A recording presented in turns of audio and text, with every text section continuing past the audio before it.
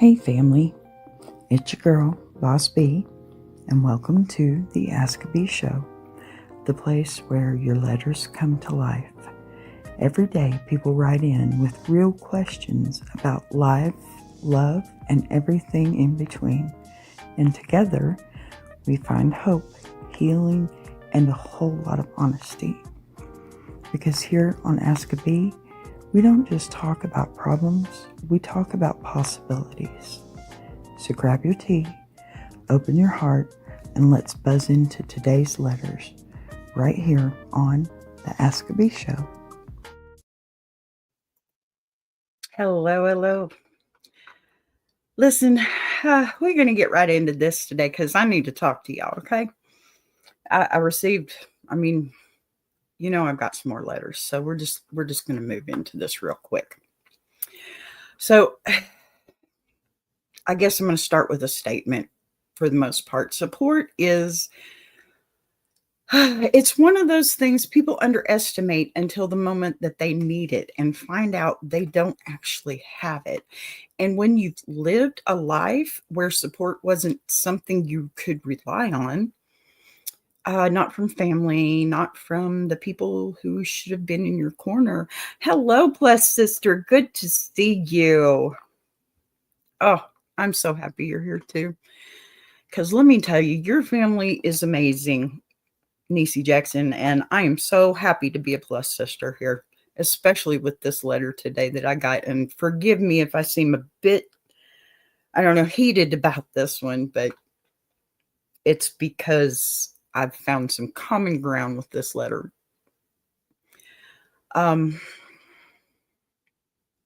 Okay, so you develop this strength that everybody celebrates when it benefits them, but completely forgets to acknowledge when it's crushing you. And that becomes the story of your life.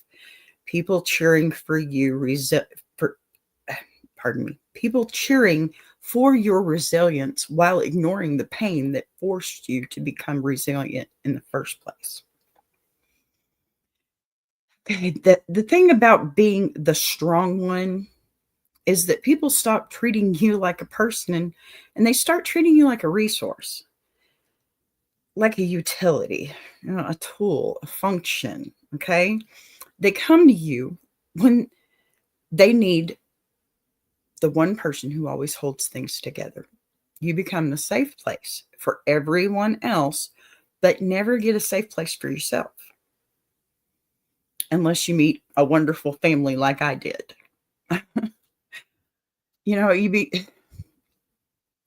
First, you don't really notice because it's all you've ever really known. You think being the dependable one is a compliment until the day you look around and realize nobody even thinks to ask if you're okay. And then one day you do something for you.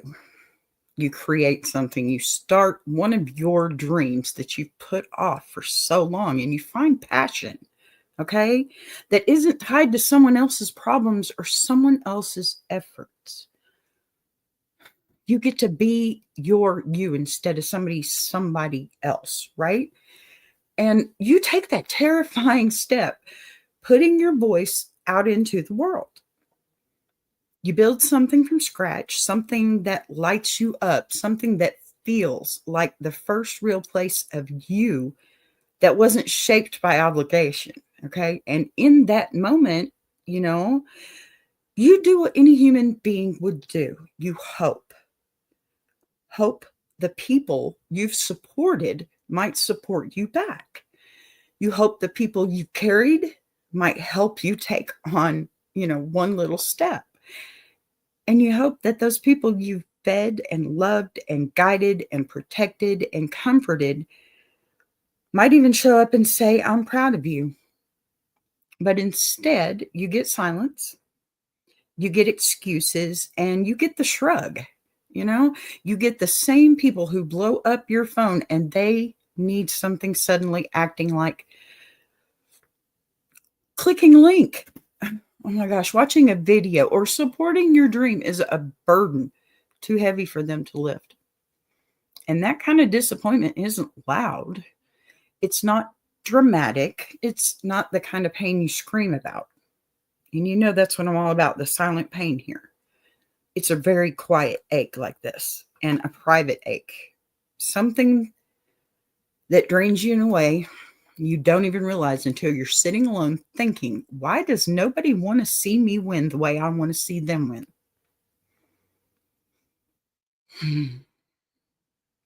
Support is not about applause.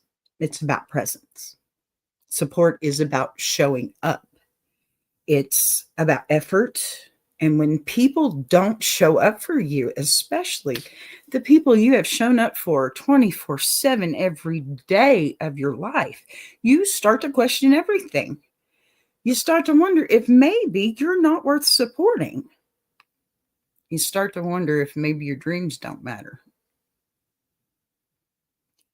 And maybe the problem is you instead of the truth, which is simply this. Some people only see you when you're serving them. Okay. They do not see you when you're becoming yourself.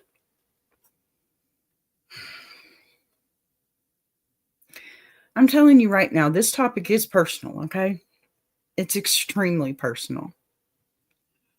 It lives in my bones because I know what it feels like to carry a household, carry a full family and all the responsibilities that come with it, carry all this emotional weight and everyone else's world on my back while my dreams sit quietly in the corner waiting for me to have something left. I know what it feels like to finally chase those dreams. I'm doing it now. Finally doing something for myself. Finally creating something meaningful. Right here, BBTV. Okay? And realize that the people that should be cheering me on the loudest are nowhere to be found. It's the kind of truth that makes your chest tight in a way you can't explain to anyone who hasn't lived it. And let me tell you, that's where I say, again, plus, sister, thank you for making me a part of your family. Okay? I sit and I watch Big Jack's family come in, and I mean, all kinds of family come in. And then he brings a guest on that has all kinds of family that comes in. And, that is so amazing and special. And yes, I find myself daily jealous of that. But then I realize Niecy calls me plus sister. Jack's the one that gave me the Boss B name. Miss Sharon, I finally started saying your name the correct way. And just let me tell you this. I love you, lady. I do. I love your entire family. And oh my gosh, if you had any clue how amazing that you all are. Okay. I don't want to give you all the Pinterest version of this. Okay. I want you to know that my heart is full because of your family. I have had on occasion, my family has come in, or rather it was one occasion. And yes, I can tell you, I had to ask for it. The Jackson family, they show up without question. They show up without reserve. And let me tell you,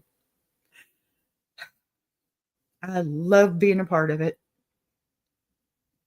So, it's not about inspirational quotes. It's not about surface level cheerleading. It's about the difference between being needed and being valued, which the Jackson family does that for each other and for their extended family like me. So, that's why this one is so dear to me. And I felt like I needed to get to this letter right away. I only received this letter yesterday.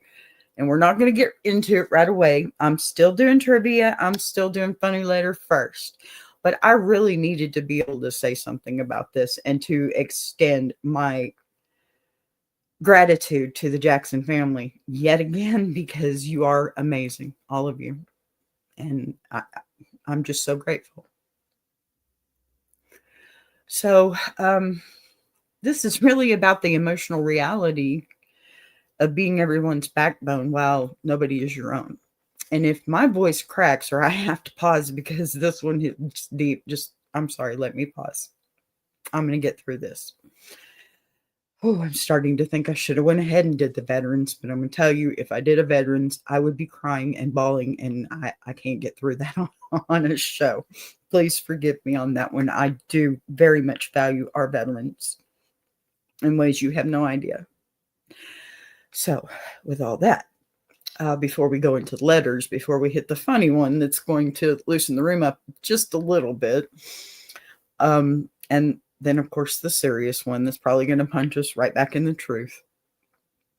We're going to warm up the brain with just a little trivia, because if we're going to wade into emotional water later, we might as well stretch first, right? So, back to my music history. You know, I love that. When you think about music history, you have to understand how wild certain eras truly were. Okay, in the 1960s, they weren't just about peace signs and tie-dye, even though, you know, Boss B loves them. They were about rebellion and experimentation and risk and expression that broke every rule and rewrote the culture. Okay. Now, the Monterey Pop Festival, it wasn't just a concert, it was a turning point, a moment where artists stopped trying to fit into the industry and started exploding out of it.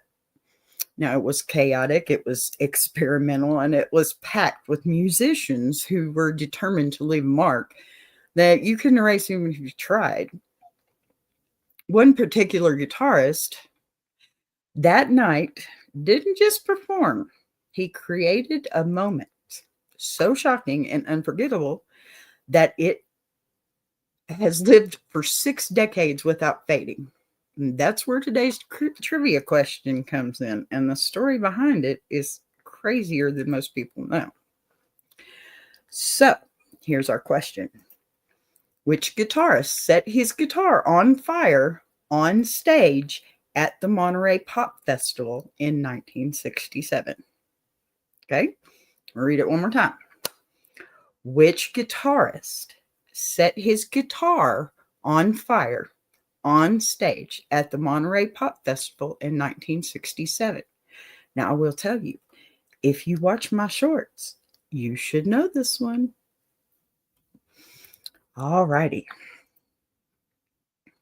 I'm going to leave that up for just a second because think about that one. We all love this one. All righty then. Let's see here. Now, we're going to warm up the room a little bit before we break into it emotionally, because even on heavy days, humor is the lifeline that keeps us from drowning. And today's funny letter, well, it goes with the theme, and it's very universal. And if you are any kind of creator, YouTuber, streamer, musician, artist, writer, anything like that, then you already know the biggest struggle of your entire career is not the algorithm. It's not the editing. It's not the content. It's not the posting schedule. It's not even the burnout. The hardest part? Trying to get your own family to watch your show. And this letter captures that pain perfectly. Alrighty. B, I need help. Pardon me, not the cute kind, the real kind. The kind where I'm standing in my kitchen wondering how my own flesh and blood can scroll TikTok for 4 hours but can't click my channel link for 60 seconds. Hello. I swear my family treats my YouTube channel like it's a spam call from Scam Likely. I send them links with the same enthusiasm people send pregnancy announcements. Nothing. I post on Facebook. Nothing. I send a group text. Delivered. seen, and ignored like I handed them a flyer outside Walmart. I even tried emotional bribery. If you just watch one video, I'll cook dinner all week and won't complain once. They still didn't watch. At this point, I'm convinced my family thinks clicking my video will open a portal, drain their bank accounts, and infect their phone with a virus that orders 500 gallons of goat milk. Please help me before I lose it. Signed, algorithmically abandoned. That is a mouthful, let me tell you. Wow. Pardon me, I need a drink. Yeah, it's just Dr. Pepper. Oh, it's too early for that. Okay. Algorithmically abandoned. Let me just say this with love and with absolute clarity. I think your letter is one of the most painfully accurate summaries of being a creator that I've ever heard in my life. Because if there is one thing every single YouTuber has in common, it's this. Well, no, I say this, but I do not include Big Jack in this situation, okay? This whole situation. This is actually the Big Jack's family is the absolute opposite of this whole situation. That's why I praise them first. But okay. So it's this. Your own family will treat your channel like it's radioactive waste. You could release a video where you have a kitten or you save a kitten from a burning building, while solving world hunger in the background, and your family will still scroll past it like you just posted a blurry photo of a casserole. Listen, the wildest part here, they still call you the second they need something, as if they don't even realize you've been screaming into the digital void alone for months. Let me break down the psychology of this because it's not personal. Okay. Even though it feels deeply personal, your family has filed away, has you filed away as the version of you that benefits them, the helper, the fixer, the one they can dump problems on. I understand this, believe me. My granddaughter calls me llama, and everybody else calls me no problema. Okay? The one they rely on to get stuff done. They don't see creator. They don't see, visionary. They don't see the builder or the entrepreneur. They see the version of you that they've always known. And they can't upgrade that mental file because that would require effort. And effort is something they clearly don't invest in your dreams. Okay, there, I said it. I didn't want to, but that's true. Even though you've spent your whole life investing effort into their comfort, they don't know how to do it. So here's the real painful kicker. Okay. Family tends to take the person who sacrifices the most for granted the deepest. They assume you'll always be around, okay? They assume you'll always be available, strong, play the same role that they've handed you. So when you suddenly step into a new identity, a creator or storyteller, a voice, an entrepreneur, can't talk, translator, an educator, an influencer, they freeze. They do. Kind of like my mouth does when I'm trying to talk. They don't know how to support that version of you because they've never imagined you becoming anything other than what they need you to be. And that's true. And that's a hard lesson to learn, but you have to also take your accountability in it because you put your dreams off. And sure, you had good reason, but they didn't know it. Okay. Let's talk about this algorithm of family support. Because unlike YouTube, where consistency matters, right, Big Jack? With family, it absolutely does not. Nope. You could upload every day for 5 years and they still won't watch. Meanwhile, you post one thing on Facebook about needing help moving a couch, they're blowing up your phone. You post a thoughtful, emotional video you poured your soul into, crickets. But post a meme about being tired, suddenly they're in your inbox with LOL same. Okay, they don't even realize the irony. I love irony, but they don't even realize the irony. But here's where things get really wild. Your family will watch your content, just not when you're small. It's true. Jackson family excluded. But here's where things get really, oh, man. The day someone validates you, even a stranger in the comments, suddenly they always knew you had the talent. The minute you get a viral video, a sponsor, a paycheck, a collab, a shout out, suddenly your family will be the first one saying, "That's my baby." I always told them they were going to be big. And you're just going to sit there and think, "Sir, you didn't even click my 28-second short." Okay? Be serious. Now, listen, if you want them to watch it right now, I got some tips for you. These are good. And I'm saying this half joking and half serious. Okay? So here's your cheat code list. Oh, tell them the video is about them. People are narcissists by default. They will check. They will click faster than a toddler opening a snack. And tell them, do you think something's wrong with the audio? Family loves to find something wrong, okay? They'll analyze every second just to feel superior, even though there's nothing wrong with that video.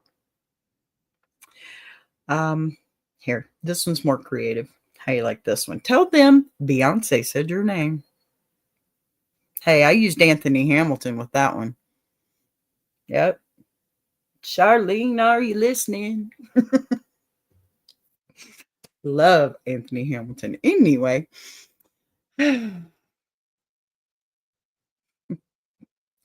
Tell them that you need opinions.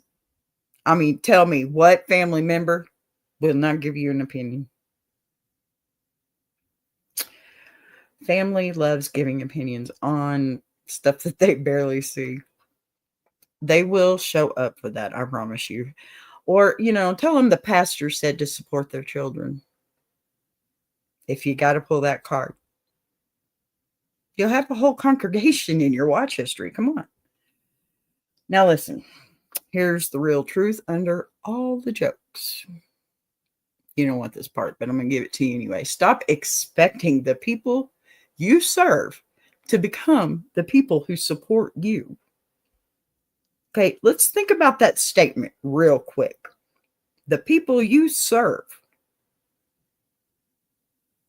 because that's what you do. And that's what you made yourself do.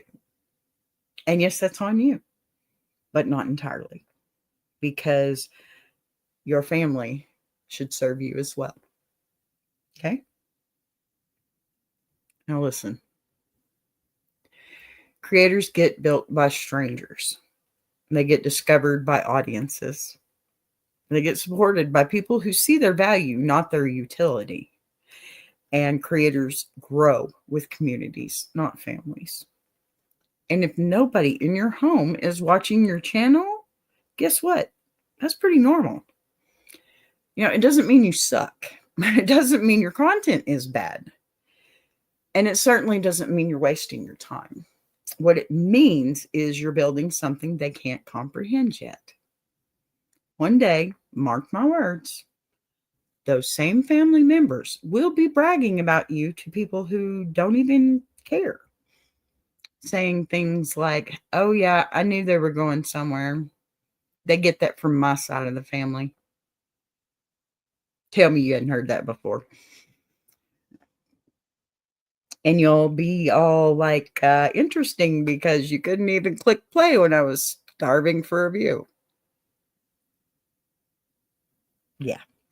But here's the beautiful, powerful part. You don't need them. You don't. The algorithm will find your people, your tribe.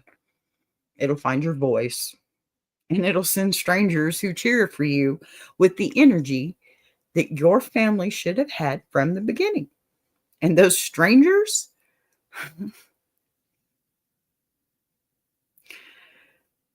they'll become your support system, your community, your cheerleaders, your plus sisters, the ones who show up with the enthusiasm you've deserved your entire life. You're not algorithmically abandoned. You're in the exact same phase every creator goes through. The phase where strangers see your potential before family ever will. Keep going. They'll catch up. But by the time they do, you'll already have everything you needed. And none of it, not one bit of it, will have come from them. It's all yours, baby. All yours. Okay? See, that's why I'm happy you're here, plus sister, because you certainly made that one work out well for me. Because yeah, once upon a time, Big Jack and his family was strangers for me. And then they became my community, and I don't care what you say. I may say not family, but they are family to me. You don't call somebody a plus sister because you just like their videos, okay? Niecy likes me. That's why I'm plus sister. And let me tell you, you're going to find your own Niecy, your own plus sister or brother or community, or you know what? You can extend your family past those that you serve. And here's another little tip. Let me take these off. Stop serving. Stop giving discounts. Stop reacting. My golden rule. 3 sides to every story. Okay? Now, this one's going to be the hard part, because I'm going to tell you this right out front. I'm sticking with a theme today. Okay? So this letter is going to be a little bit harder on the same subject. Pardon me, I got to prepare. Okay, now I want you to take a minute with me, because we are shifting into the serious tone in the room. You know, humor lets us breathe a little bit, but honesty is, I think, what lets us heal. And this next part, it's not light, it isn't cute, and it isn't something you can just gloss over. And this is where the truth gets raw. The words start touching places we don't talk about out loud, and where some of you might feel your chest tighten or your eyes burn a little, because what we're about to walk into is not a topic, it's a lived experience. It's a wound you learn to function with. And it's a space inside yourself where disappointment lives, quietly, because love you, Niecy. They sacrifice, they hold it all together, because if they don't, everything falls apart, and everything around them gets so accustomed to stability that they forget it comes from a person, a human being, a soul that gets tired, gets lonely, gets really overlooked and broken. And when that person finally tries to do something for themselves, something creative, something hopeful, something that lights them up, the lack of support, it hits harder than anyone who's never lived. They could, if they've never lived it, they can't understand it. Okay. And listen, you can pretend that lack of support doesn't bother you. You can even shrug it off.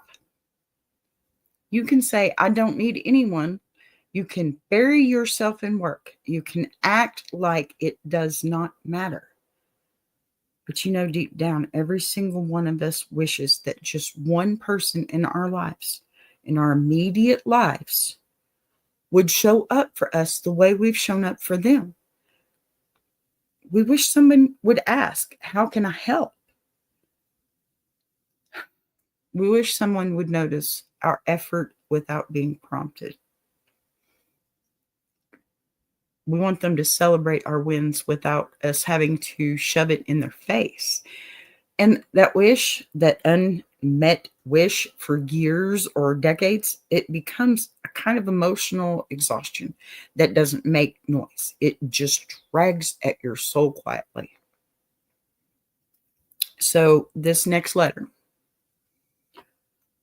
it isn't just words or a story or a person complaining, okay? It's a mirror. I understand this one. This one has a lot of common ground. This whole subject has.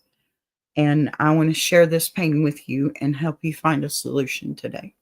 Help us find a solution today. Okay? Maybe not a solution, a good answer.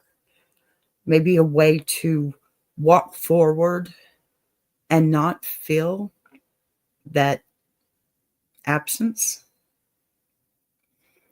You know, and some people are going to see themselves in this. So clearly, you won't know whether to nod or cry, but hell, I relate it too deeply for comfort. It kind of vibrates in that place where you carry love and hurt in the same exact spot. And this part is not for the people who grew up supported. Okay. This is for the ones who grew up responsible. So breathe and let's get into it. Okay. Oh, I had to take a breath. Sorry. B, I'm not writing this out of anger. I'm writing it out of pure emotional exhaustion, the kind that doesn't make you yell, it makes you quiet. I am the person who holds everything together in my house. I'm the glue, the calendar, the memory, the driver. Pardon me. And the emotional support, the cleaner, the cook, the problem solver, the mediator, the one who notices what needs to be done, the one who does it before anyone else even realizes it needed doing. Pardon me. I do it silently because there is no alternative. If I don't do it, it won't get done. And nobody thanks me. Nobody acknowledges it. Nobody thinks twice about it. It's just what I do because that's who I am to them. Yeah. But here's where it hits. When it comes to my dreams, nobody shows up. Nobody asks. Nobody cares. Nobody notices how much time I put in, how much passion I pour in, how much of myself I devote to something that gives me hope. I watch people hype up their kids, their spouses, their siblings, their cousins, cheering them on like their dreams matter. And I sit there wondering what it must feel like to have someone in your corner like that.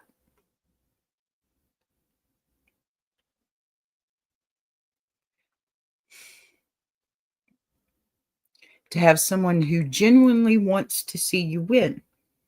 To have someone who looks at you and sees potential instead of convenience. Instead, I feel invisible unless someone needs something. I feel valued only for what I can do, not who I am. I feel like the minute I stop being useful, I'll stop being relevant. Wow, that one's a hard one. And that kind of realization, it breaks something inside you. It makes you feel like your dreams are luxuries you're not allowed to have. Like wanting support is selfish. Like asking for encouragement means you're ungrateful. And I know deep down the people around me won't change.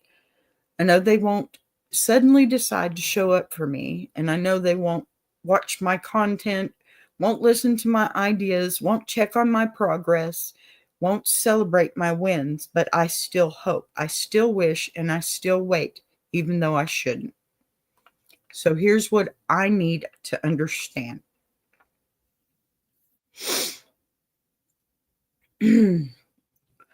Why am I important? I'm sorry. Why am I important in my work at home, but invisible in my dreams? Why is my value measured by what I produce and not what I aspire to? And how do I get past this hurt so I can finally become someone who isn't living life stuck between being needed and never being supported? Signed. Sorry, I forgot to change that one. Maybe it's better I didn't. Signed, significantly insignificant. Yeah. Okay.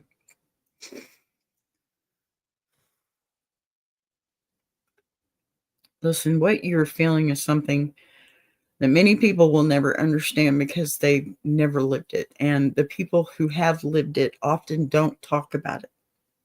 When you spend years and decades, being the person who quietly takes care of everything without ever being acknowledged for it, something happens internally. You begin to mistake responsibility for identity. I think that's the biggest one. And over time, that becomes a kind of an emotional conditioning that makes you think you're only worth, when you're serving others.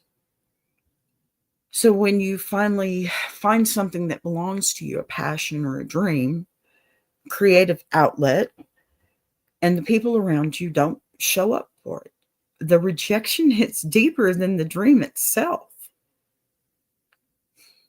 It touches every moment in your life when you needed someone and had no one.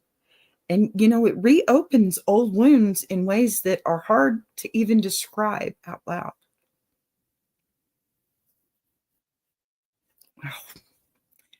The hardest part of this dynamic is that the people around you often don't realize the positive or the position they've placed in you. Okay. Um, they become so accustomed to you being the dependable one, the one who fixes all the problems, that holds everything together. They stop seeing the human being behind the role. They don't do it with malice. They don't do it with complacency. They assume that your strength is infinite, and they assume you don't get tired. They also assume you don't need emotional support because you've survived so long without it. Before I go any further, I got to tell y'all, my late father-in-law, my husband's stepfather, who was actually, well, I won't get into that. That's another story, but he was an amazing man, and he died at 52. It was terrible. But let me tell you something. Something he said to me, and my in-laws are the best at teaching me things, because the thing that he left with me was, I mean, we all know this one. It's almost a cliche, but what do you get when you assume? You make an ass out of you and me, right? Assume. True. Stop assuming. They need to stop assuming. You also need to stop assuming. Stop assuming that they understand you right now, because you're not giving them what they need to understand, and they may never understand. Okay. And that's okay. Eventually, they're going to try, I hope. And there's that hope. But listen, when you finally do step into something that belongs to you, okay, something that gives you purpose, lights you up in a way nothing else has, you naturally expect the people closest to you to be the ones cheering the loudest.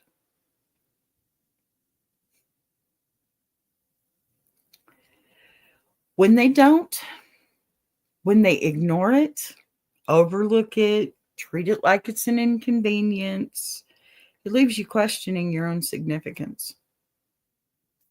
You begin to wonder why the people you support without hesitation can't show up for you. Even a fraction of the same energy would be nice.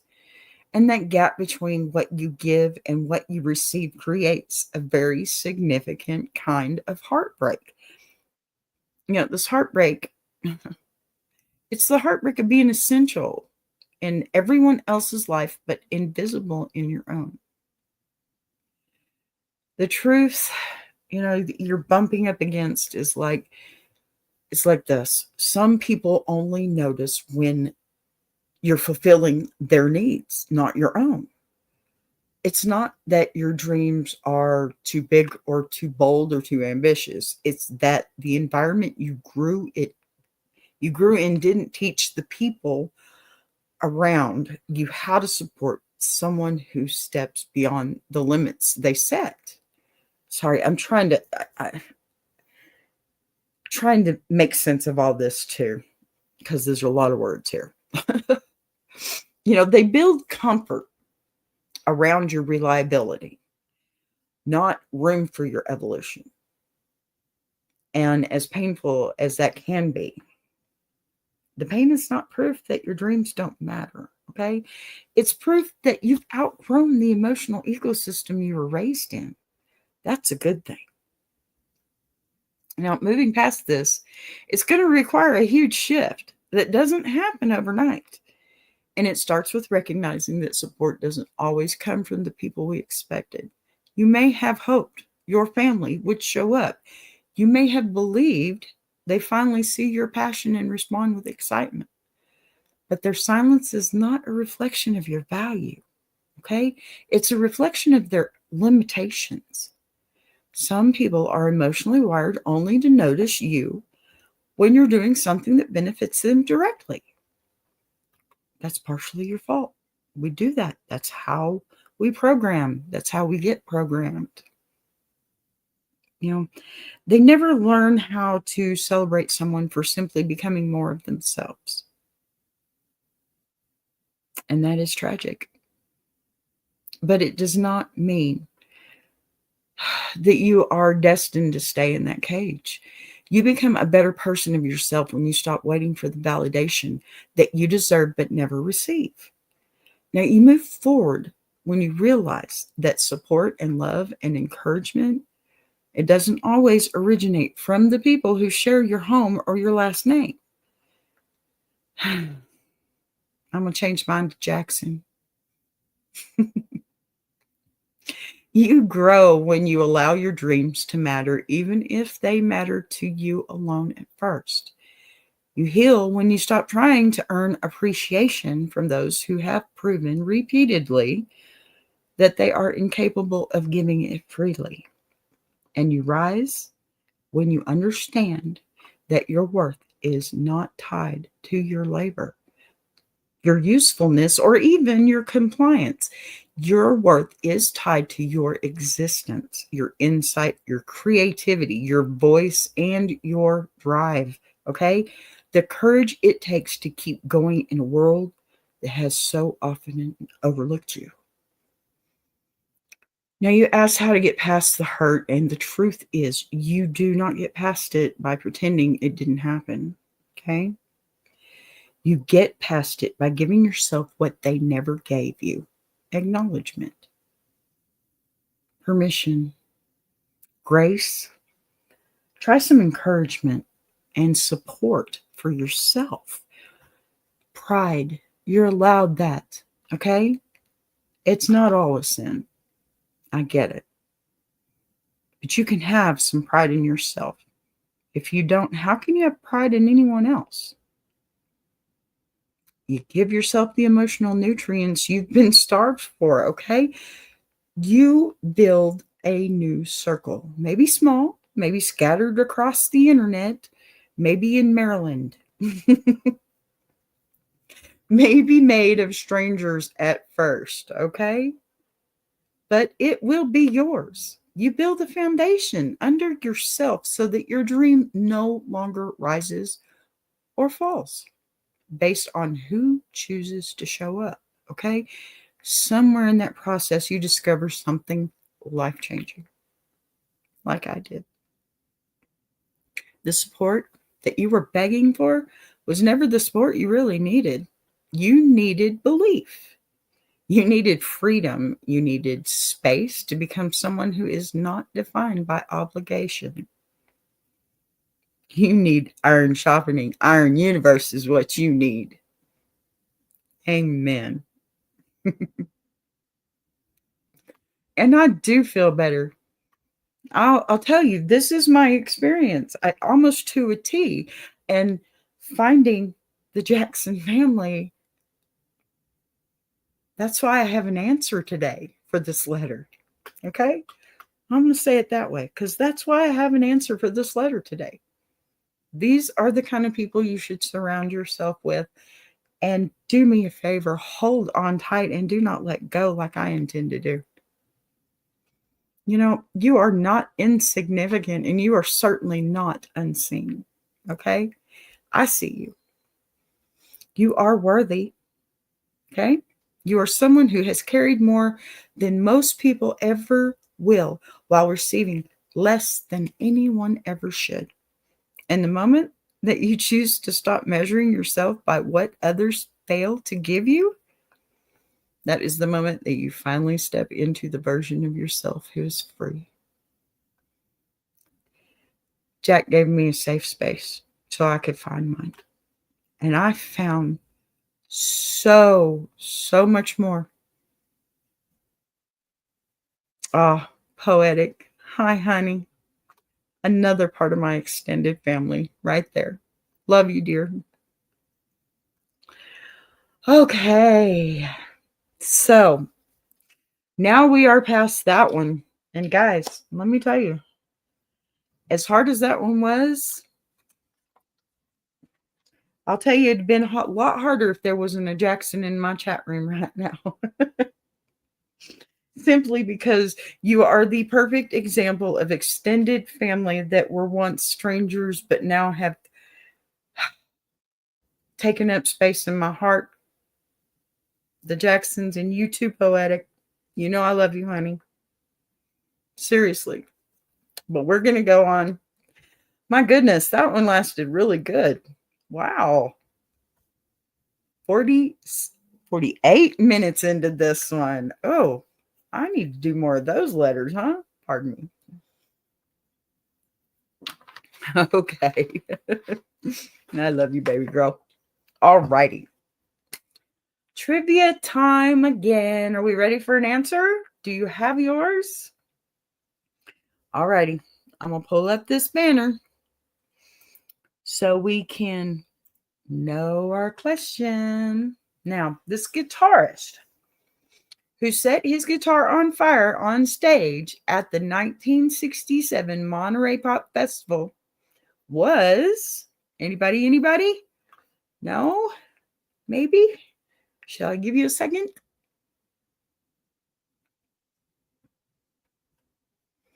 I need the Jeopardy theme here. I do. I like that little face. It's like,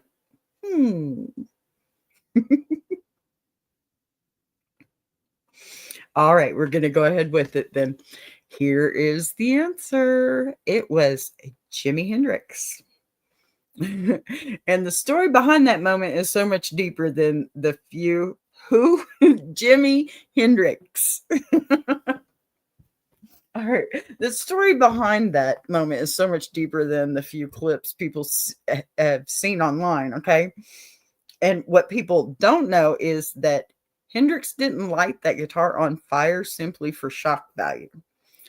It was a direct response to the energy of the night and a rivalry that had been simmering quietly behind the scenes.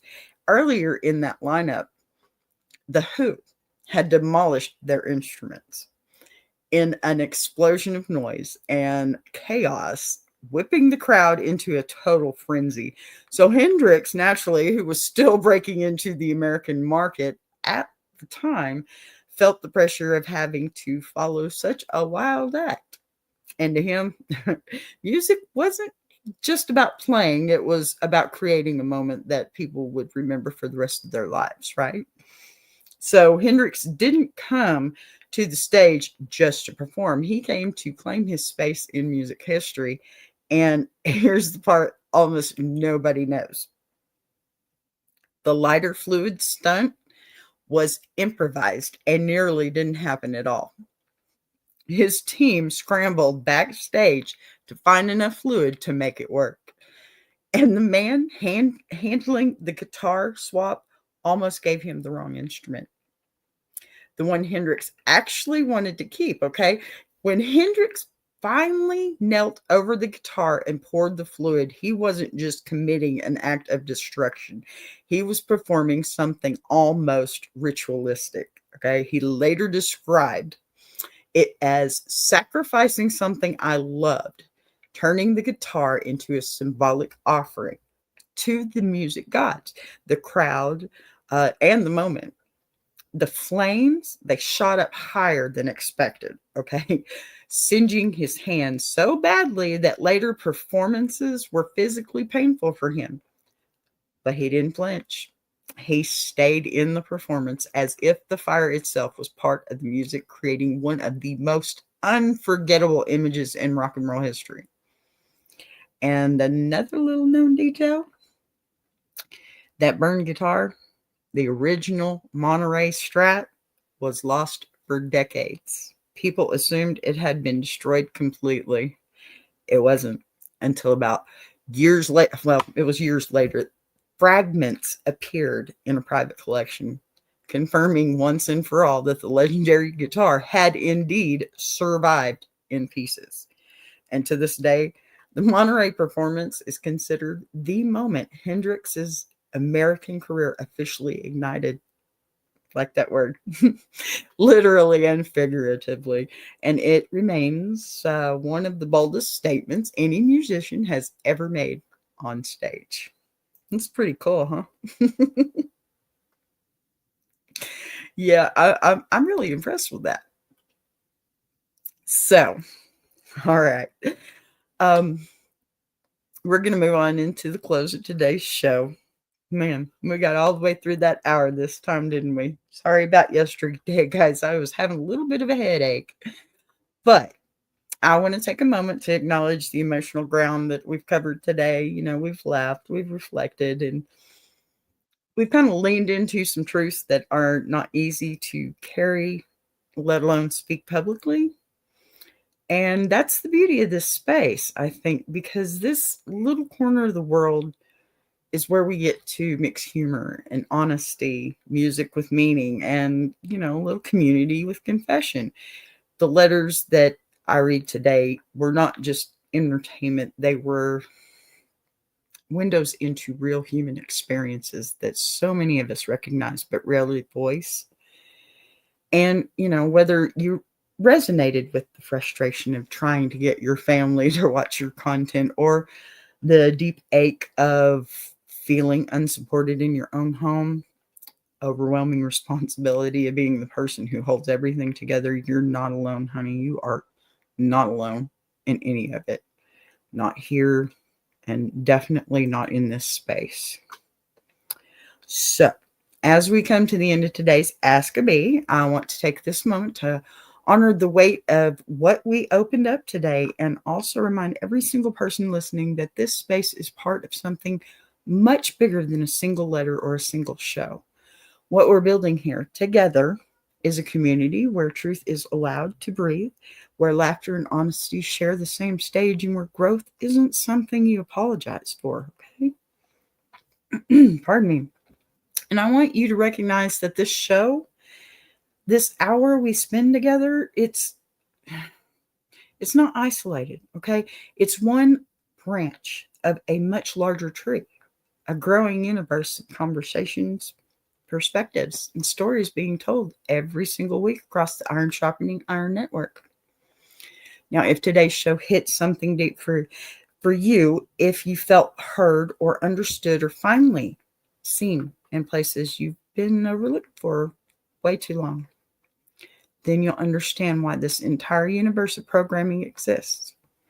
From Ask a Bee, where we unpack the private battles people carry themselves and silently. Okay. Um, we do that in the Ladies' Diary, where women come together to speak openly about resilience, identity, healing, and empowerment, to the Coach's Corner with Mama Lions, where wisdom meets some live experience, and where strength isn't just taught but demonstrated, to the Gentleman's Journal, where men come forward to explore their own growth, accountability, and purpose in a world that often gives them no emotional space. Every show contributes to the same mission: to elevate, to encourage, and to connect, and to challenge people to step into the best version of themselves. Now, if you enjoyed the energy we bring here, the vulnerability, the humor, the depth, and the honesty, then you already understand the heartbeat behind the entire Iron Sharpening Iron universe. Big Jack brings the fire, the leadership, the drive, and the sense of family that so many of us have searched for our whole lives. Walt, he brings the grounding, the experience, and the perspective that balances the room. Mama Lions brings strength wrapped in grace. The panelists bring truth wrapped in laughter. And all of it together creates something you won't find anywhere else: a network where real conversations happen in real time with real people who genuinely want to see each other grow. So when you support this show, you're supporting all of that. When you show up here, you're showing up for an entire ecosystem built on encouragement instead of competition, and on honesty instead of surface level fluff. Community instead of clicks. You're supporting a vision, a place where people who never felt supported finally get to feel it. Every Sunday, every Wednesday, every daily segment, every show and spinoff, every voice. And you're helping us build something that we can pass on, something bigger than the moment, something that lives on long after live streams end. But let me bring this back to you, okay? Because that's what today was really about. Whether you feel supported at home or not, whether your dreams are being recognized by the people in your personal life or left to sit quietly on the sidelines, know this, please. This community sees you. This space acknowledges you. This universe of shows: Iron Sharpening Iron, Ask a Bee, Ladies' Diary, Coach's Corner, The Gentleman's Journal, We Be Jamming, every single spinoff we create, all of it is here so you don't have to walk through your growth alone. And if the people in your household haven't learned how to show up for you yet, let this be the place where you receive that support. You've earned it 100 times over. Your journey matters. Your voice matters. Your creativity and effort and healing and dreams, they all matter here. And long after this episode ends, long after today's weight settles into wisdom, I want you to remember that you do not rise alone. You rise with community. You rise with the family you choose. Okay? You rise with a network built for you, not against you. And every time you tune in, every time you show up, every single time you participate, you help us sharpen each other, strengthen each other, and remind each other that we are all becoming something more than what we were given. This has been Ask a Bee, and today, more than anything, I want you to know this: you were heard, you were understood, And you are supported by an entire universe that is growing with you, step by step, show by show. Y'all have a good day. And remember, we love you. Bye-bye.